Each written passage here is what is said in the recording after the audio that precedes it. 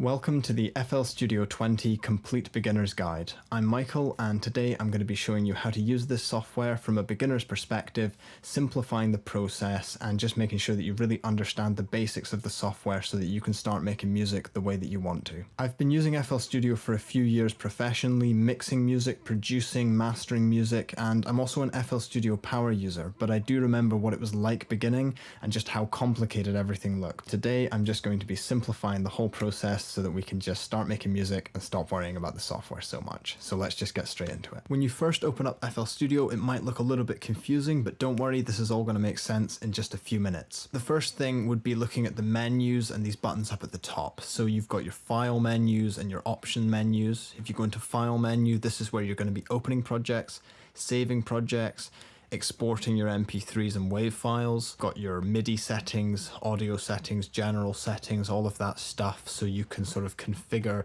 things the way you want with your sound card, with your MIDI controller. I have videos showing how to set up the audio interfaces and MIDI controllers. I'll link all of that stuff in the description. If you move across the top bar, we have master volume and master pitch. It's best to just leave these exactly where they are.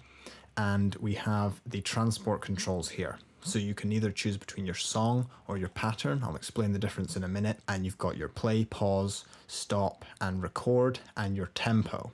Now you can change the tempo by clicking and dragging, so left click and drag, or by typing in a value, or by just choosing a set value. Whenever you hover over something, there's a little guide at the top left that shows you what it is. It says this is a metronome, this is countdown before recording, this is typing keyboard to piano keyboard. These little options here are to do with recording and editing, and they'll make sense in no time at all. The next thing we're going to do is look over to here. Now this is the pattern selector.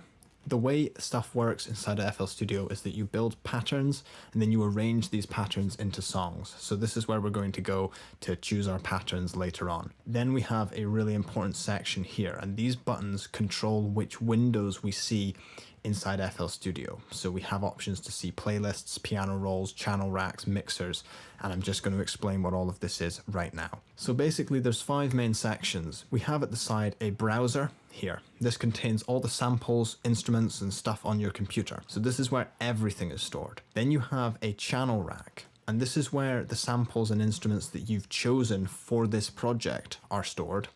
And this is where you create patterns. Then you have the playlist, which is this tab here. This is where you take those patterns and you arrange them and paint them and chop them up into a song. Then if we click up here, we can open the mixer. All of the audio is routed through the mixer and out through the master channel. And I'm going to go into all of this in detail, so don't worry that we're glossing over it. And then the 5th panel is the piano roll. And this is where you're going to be sequencing your chords and your melodies. So let's slow down and do that one step at a time. Once more through the signal flow, we have the browser, which contains everything. We select what we want and put it onto the channel rack. We build patterns, and then we arrange the patterns into a song, and then all of the information, all of the audio is sent through the mixer and then out to the master, and that's where your final song will be. So let's break this down really slowly and really easily. So starting with these buttons up here, this one here is the channel rack. And a really quick tip at the start would be to select this drop-down menu and make it detached at the bottom, and this means that it's not going to keep disappearing whenever I select the playlist. Otherwise it just disappears and you have to go press that button again. But at any time you can just press that button to open or close it. This channel rack is where all of the samples and instruments in our project exist. When you open up FL Studio, it loads with these 4 samples, kick through to a snare. You can add whatever you want to this. So if I go to the browser, which is on the side, and if it's not here, just drag out from the side. I'm going to go to packs. I'm going to go to drums, kicks, and you can just, you see there's so many samples here. There's kicks, there's percussion, there's sound effects, there's instruments, there's anything you want, but you can select what you want. And I'm going to take a kick. You can just click it, left click, and just drag straight onto the channel rack. And now it's within our project, and it's a sample that we can use in the project. If I go back to the browser, I can select an instrument, maybe I want a keyboard, and I can just drag a piano into our project. And you can see that it's been added to the channel rack. So this is where all the samples that we're using will exist. If we want to add a virtual instrument, we can also just click this button down here and add a VST like a synth, or we could add our own plugins. Going back to basics for a second, if I want to see what these samples actually are, we can left click on them and then you open up this. And this is called the wrapper. So what this shows you is some information about the sample and then the ability to manipulate it a little bit. So if I left click, we can listen to the sample. And there's the option to change things like the pitch, the volume, and the pan at the top here. I'm going to close this and go back to here. These dials at the side, we have one here for panning, so putting the kick fully to the left or fully to the right. And we have one here for volume. And if I open up the channel wrapper again by left clicking, you'll see that these dials are linked together. So they essentially just control the same thing. On any button or dial in FL Studio, left clicking will select it and right clicking will pull up sort of an options menu. You can reset it or you can copy its value or all sorts of stuff that's really handy. This little box here beside the sample tells us which mixer track it's going to be sent to. Now to select one, you can simply hover over this area and scroll up and down with the mouse, or you can type in a value and choose which track you want it to be sent to. So let's actually build a pattern and see how that happens. So the first thing we're going to do is to go up to this pattern thing that I mentioned earlier, and we're going to just press the plus icon, and we're going to name this pattern kick. And I'm going to click over here to just give it a color. I'm going to color it red to start off with. The next thing I'm going to do is take the kick sample over here. I'm going to right click and I'm going to change its color to red as well, just so that it all matches up. The easiest way to create a simple drum beat is to use this step sequencer here. So this is the kick sample, and this is counting out the beats or steps in a bar. You left click to select a step, and you right click to delete it. You can also left click and drag, and right click and drag to delete. So I'm going to select one on each of these 4 beats here so that we've got sort of 4 on the floor rhythm. And then on pattern mode, I'm just going to press play and you'll hear that this will loop round in this pattern. If I click up here to view the mixer, you'll also see that the audio is being sent to insert 1. And then to the master. Inside the channel rack, we have a few more options to manipulate this pattern. We can open this graph editor here, and you can see that we can choose the note of the kick. So we can pitch the kick up, or we can pitch the kick down. We can also change the velocity, so how hard the kick hits, so we can make it softer and then louder again. And you have control over all sorts of parameters like pitch and the panning from within here as well. I'm just going to close the graph editor by pressing this button. Now that we've created this pattern, the next thing to do would be to arrange it onto the playlist. So if I press this button up here to view the playlist, and then I'm also going to close the channel rack. This playlist is where we're going to arrange our song. And if you look up at the top left, there's some tools. So you have a draw tool, a paint tool, a delete tool, mute, slice. These tools are going to help you manipulate the patterns in the audio on the playlist. So the first thing I'm going to do is just left click to draw in that kick sample, and you can just keep repeating it, or you could change to the brush tool and paint it across like that. On the draw and paint tools, left clicking will add and right clicking will take away. So you can either right click or you can right click and drag to remove everything.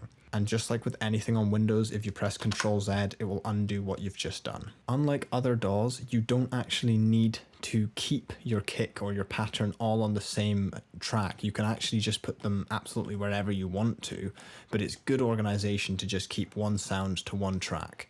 And because of this, I'm going to go over to the track over here, and I'm going to rename and give it a color, just to match the kick. So that's one very simple pattern, but we definitely don't have a song yet. So the next thing I'm going to do is go back to the channel rack by pressing this button up here, and I'm going to add a snare and a hi-hat to this. I'm going to create a new pattern, and I'm just going to call it drums, because this is going to have both the snare and the hi-hat together, because you can add both into the same pattern. So I'm just going to quickly recolor the hi-hat and recolor the snare. And then I'm going to add a snare on these beats, and I'm going to fill each 2 steps with the hi-hat so that I've got the hi-hat on all of these counts here. Now that I have this pattern, I'm going to go back to the playlist, and I'm just going to draw it straight in, starting from the second bar. This is where the song and pattern button are going to come into play, because if I stay on the pattern button and press play, all you will hear is the hat and the snare. Just like that. But if I press the song button, it takes us back to the playlist and we get to hear everything together. So it's going to be 4 kicks and then all the drums are going to join in.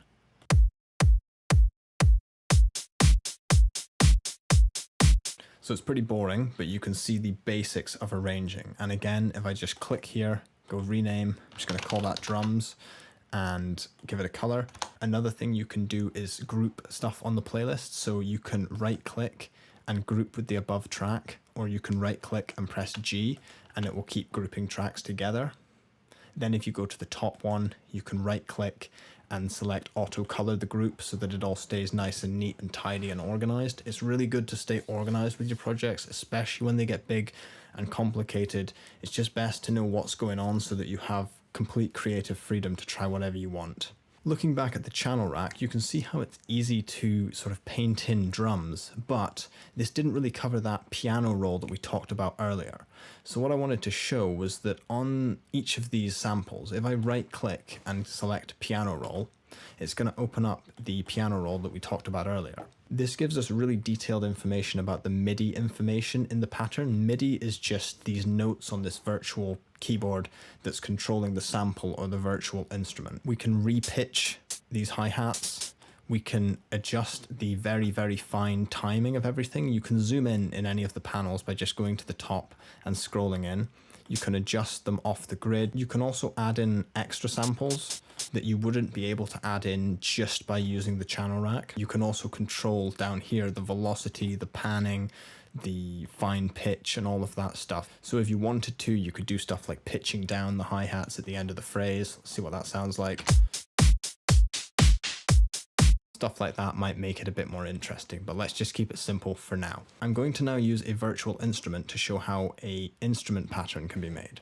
So I'm going to click down here and I'm going to choose GMS, which is just a synth inside FL Studio. And with this, if I make a new pattern by clicking up here and calling it bass, if I just select these notes, press play,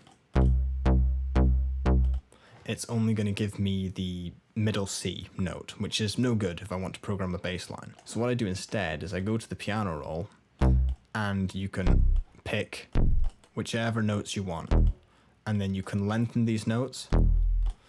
You can arrange them however you like. You can cut them up, slice them. The piano roll in FL Studio is amazing. It's incredibly easy to use and intuitive, but it's just important to know that the information in the piano roll is going to be stored in that pattern, and then you can just put that pattern straight onto the playlist to have it included in your song. When loading new instruments, it's good to get into a habit of renaming them and recoloring them as you go so that it never becomes like overwhelming or too complicated. And as you do this, make sure that you're sending it to a new mixer track as well. It's probably time to start talking about the mixer. So you pull up the mixer by pressing this button up here or by pressing F9. And again, I'm just going to click down here and select detached. The mixer is where you're going to get into the sort of sound design and really interesting stuff behind your song. The sounds in these patterns are going to be sent to the mixer, and then from the mixer you can affect them. So you can add EQ, compression, delays, reverbs, and all sorts of artistic effects. So looking at an individual insert, I'm going to choose insert 4, just for example. This is where the snare is sent. So the first thing is this dial at the top. This is the panning. So this is going to send things left or right. So if I play everything together, you'll notice that the snare panning changes. You've got the volume on the fader.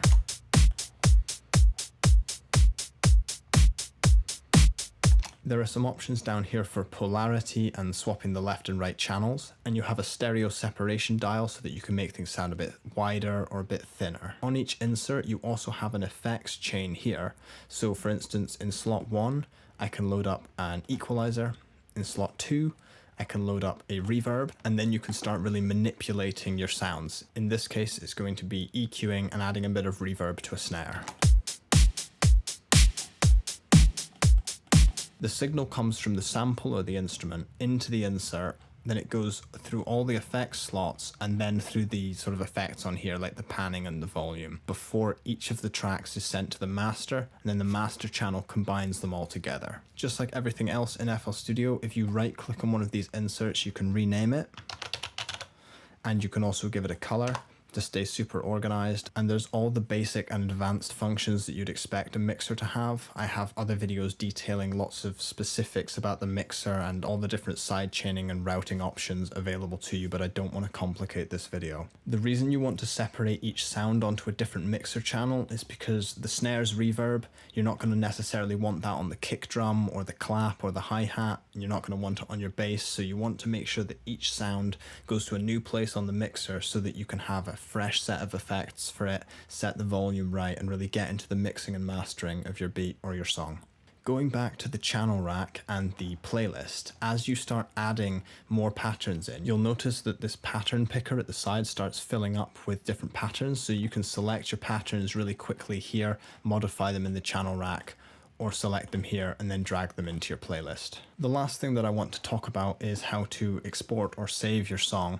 So if you go back to the file menu up at the top, you can save your song pretty simply. You just click Save As and then select a folder or a location in your computer. And then to export your song, you can go to the export here, select WAV file or MP3, and then once you've chosen a location for it, it will bring up this box here. Now, to get the absolute right settings, I've linked a video in the description where I explain in detail what all of these are, but this is the process you go through to export your song, and then you just press start and it will export the song for you. Just going through a really simple overview of everything we've talked about. FL Studio is split into some pretty important windows. We have the browser again, where all of your samples and all of FL Studio's samples and instruments are stored. You can drag these straight onto the playlist or drag them into the channel rack. The channel rack is going to have all of your audio, all of your automation, all of your MIDI information stored for your patterns. Then the patterns are going to be arranged on the playlist to create your song, and then all the while the actual audio is going to be sent through the mixer, where you can use various effects and plugins to manipulate the sounds and create the sort of sounds you want. And really the best way to get used to it is to spend time and keep being open to new suggestions, new ideas, learn a few shortcut keys here and there, and just make sure that you're feeling really comfortable and secure inside the software so that you just feel like you are in control of it. I have loads more videos which I'll leave in the description showing different workflow tips and project templates to get you up and running and all of that stuff, so please feel free to pore through any of those videos and just grab the information that you want from them. Hopefully this video has helped you get started in FL Studio, but if you do have any questions or comments, please just leave them in the comment section down below, and I'd love to help you out and get you up and running with this software so that you can make music just the way that you want to. Thank you very much for watching, and hopefully I'll see you in the next video. Bye for now.